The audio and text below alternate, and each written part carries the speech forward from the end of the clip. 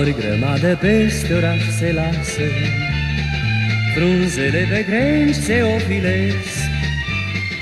Vântul bate, ploaie deasă, însă mie nici nu-mi pasă, fiindcă astă seară te întâlnesc. E de plumb întreaga zare, numai pentru mine-i soare, fiindcă astă seară te întâlnesc.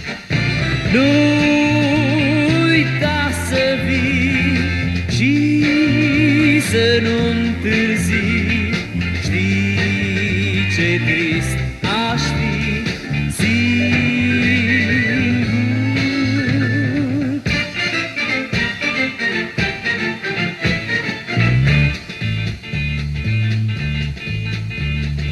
Un taxi grăbit pe strada pare, nu am vreme să-l mai ocolesc.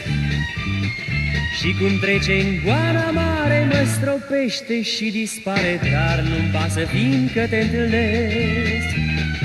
Din mașină nu știu cine râde în hohote de mine, dar nu-mi pasă, fiindcă te întâlnesc. Nu uita să vii și să nu întârzi, știi ce trist aș fi singur.